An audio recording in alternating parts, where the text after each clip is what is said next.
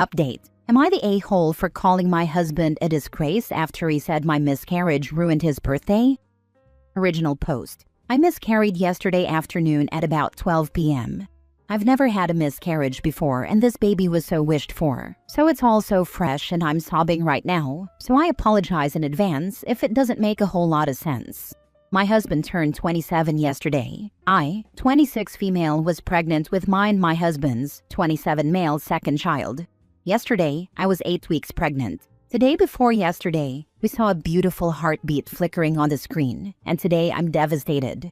I was playing with our 2-year-old when I felt pressure in my lower abdomen. Not long after, I noticed bleeding, and I let my husband know immediately that I had discomfort and bleeding.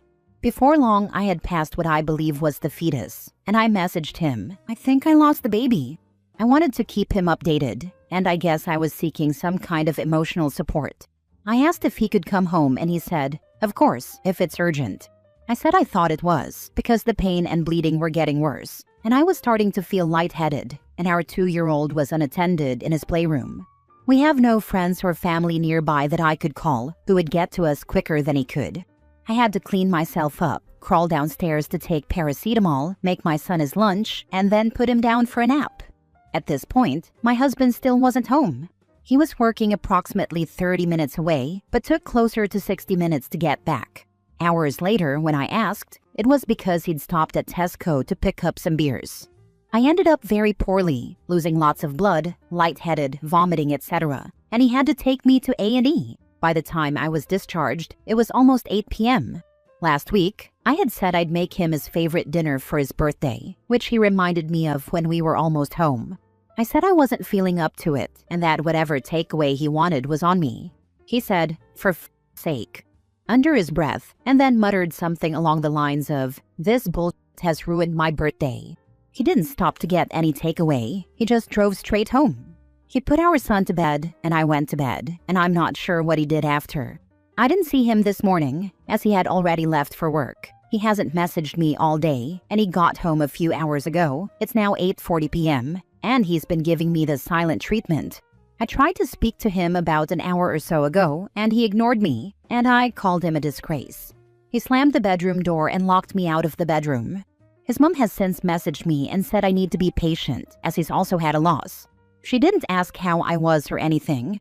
He's obviously speaking to his mom, but why isn't he opening up and speaking to me? She said I was harsh. I'm feeling utterly emotionally neglected right now. My body has been through emotional and physical hell. I understand that my miscarriage came at a freaking inconvenient time for him, as it was his birthday and all.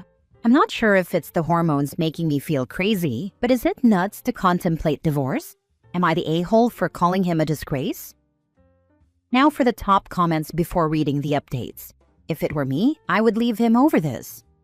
Some things you don't come back from, and getting mad at your wife for ruining your birthday because she miscarried and ended up in emergency is on that list.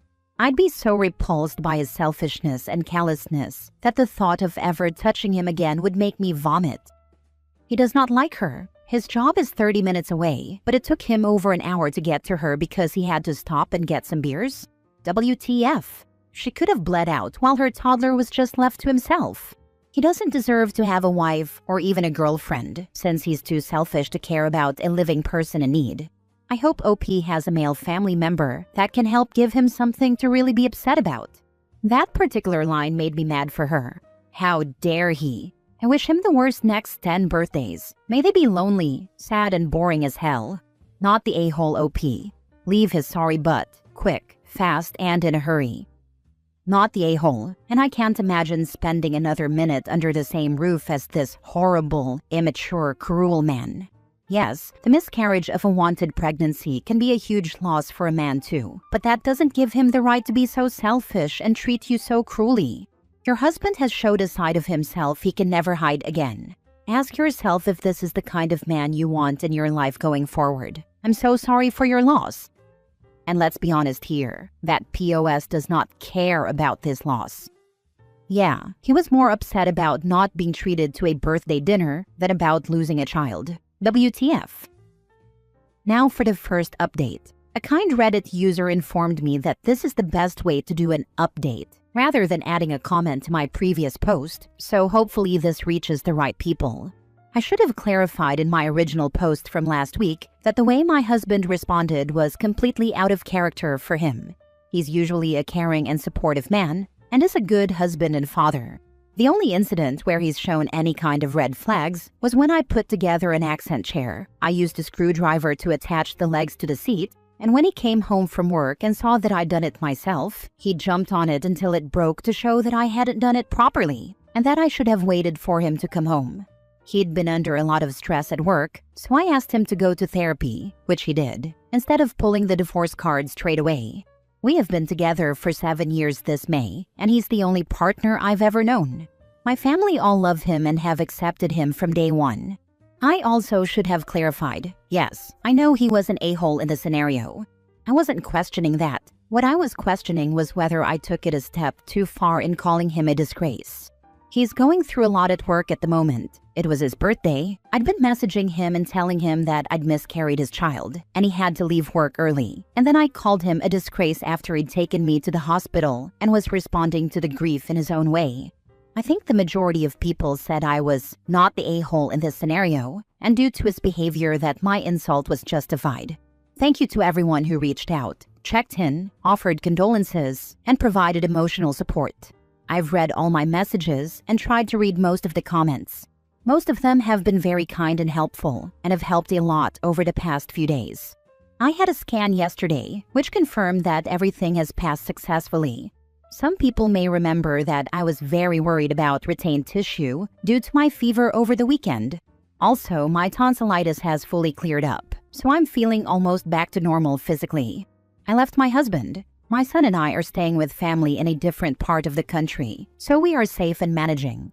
My husband did get very angry when I told him that I was leaving him. He tried to stop me from leaving with our son, put his hands on me, and threatened to end his life. My mom intervened, and like I said, we are safe. I have some time off work now, so I will continue to take time to recover emotionally and plan my next steps. Thank you if you've read this far. I doubt there will be any more updates after this. The chair thing is insane. Absolutely bonkers. I'm glad you're safe and you left him. Stress is no excuse for behavior. Being snappy or grumpy is one thing, but his behavior is on another level. He needs serious help. I am totally imaging him jumping on it like an enraged monkey.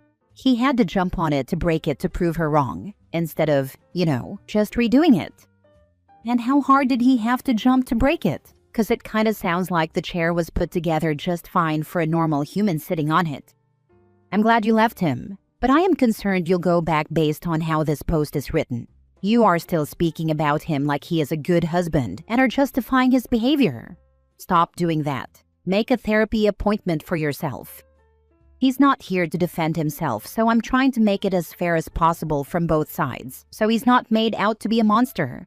I have a therapy session booked. I will not be returning to him as he's not someone that I want my son to grow up watching and witness that behavior thinking it's normal. I'm not going to lie. I had no idea where this post was going. It seemed like you defended his behavior, then dropped the chair incident on us, then continued to defend him. By the last paragraph, honestly felt like I had whiplash. Regardless, I'm happy you're away from him and are safe, because he's definitely not a good person. Stressed or not, that's not how sane people conduct themselves. Please do not let him guilt you into going back to him. He's dangerous. Sorry, I'd like to say that I'm feeling better emotionally, but I'm not. I've kind of just word vomited like it's a diary entry in a sense.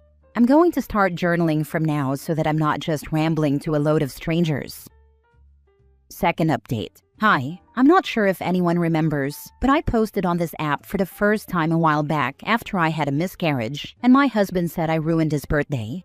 I need to start this off by asking that if anyone takes the time to comment, please do not leave negativity or insults, as I'm extremely emotionally vulnerable, and I truly feel terrible.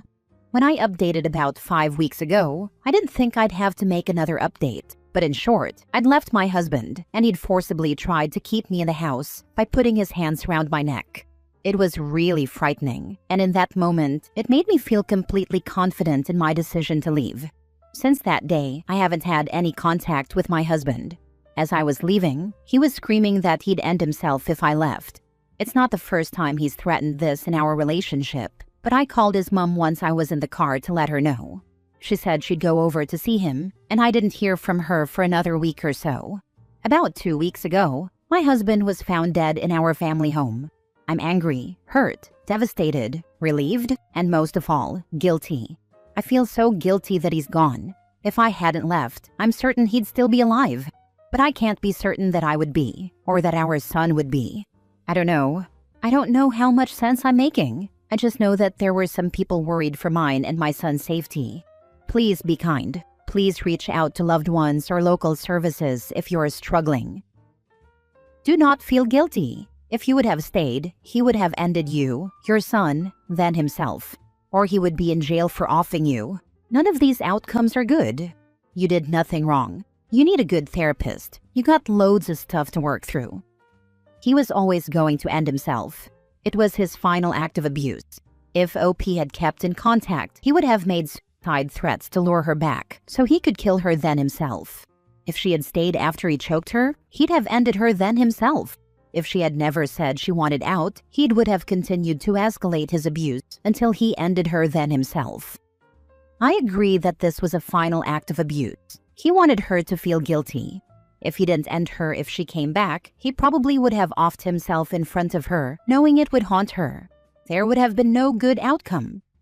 95% of the time, I will argue against anyone who says suicide is selfish. But times like these, I can't help but agree with them. His final act was to deliberately hurt you, OP. He was selfish when he blamed you for the miscarriage ruining his birthday.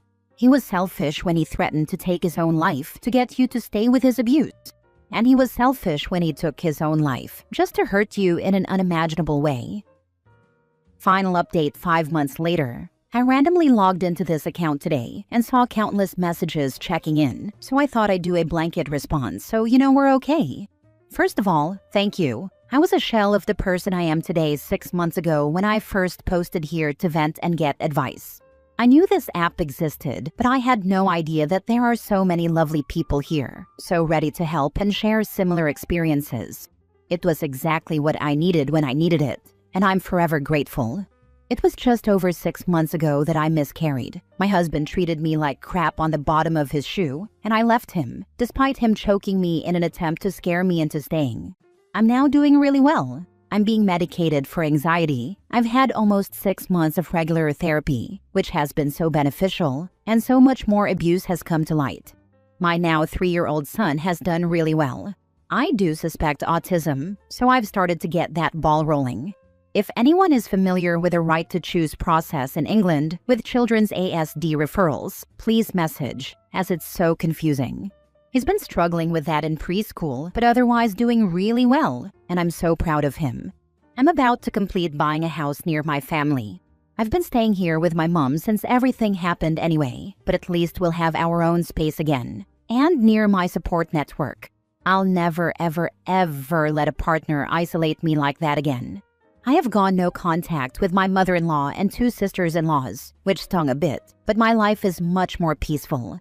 That's about all I can think of that's happened since I last logged on here. I can't imagine I'll have any further updates. Thanks again so much to everyone who offered advice, guidance, and their own experiences. It probably saved my life and my son's life. Edit. For the people calling me all sorts for stopping my husband and in-laws from seeing my son, my husband offed himself a few weeks after we left him, so I am not a bitter ex-wife denying contact. My in-laws battled with me to get my son to attend the funeral without me there. They also tried to access and steal my husband's savings and life insurance payout.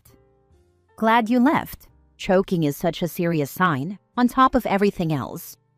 And I wouldn't have known this without people on here telling me. Multiple people were quoting statistics of the likelihood that he'd end me once he choked me. I'm also looking into becoming an ambassador of a local domestic abuse organization to help others the way people here helped me. With all the upset that's happened around your son, it's possible that a lot of similar behaviors to autism can show through trauma and attachment. I've never met him, so cannot comment one way or another, but keep an open mind as there can be crossover. This is exactly what I said to the GP. Signs of trauma in young children can mimic some of the typical signs of autism. But because of what his nursery had documented and the presence of autism in my family, she thinks it's best to get it assessed. But she noted it in the referral, so I hope it will be taken into account during the assessment. Last story. Am I the a-hole for not giving my late friend's daughter a college fund? I, 54 male, lost a good childhood friend 7 years ago. We weren't really best friends or anything like that, but he was my classmate and a good guy. I helped him out once and did a case for him completely free since I'm a lawyer. It went on for about 2 years, but we won it. He wasn't the most financially stable guy, so I didn't take anything from him. He had one daughter who's now 17. Recently, she reached out to me on my personal Facebook. I didn't know who she was, so she introduced herself and said that she was my old friend's daughter. She said she never forgot about how I helped her late dad one time with his case, and she wanted to thank me. I told her it was fine and there was no need to thank me. She kept asking about life and stuff, which was weird, and she finally asked if I could help her out with college. She said her mom can't help her. I told her I was sorry, but I can't do that, as I'm currently putting 3 of my kids through college right now, 2 of them being in medical school. I can't afford yet another one, and I told her that, honestly, she's a stranger to me and that I'm not a charity. She said she understood and thanked me again for helping her dad, and she never messaged me again. I told my wife about it, and she said I went too hard on the poor little girl and that she was probably so scared and stressed. She told me I should apologize to her. Should I?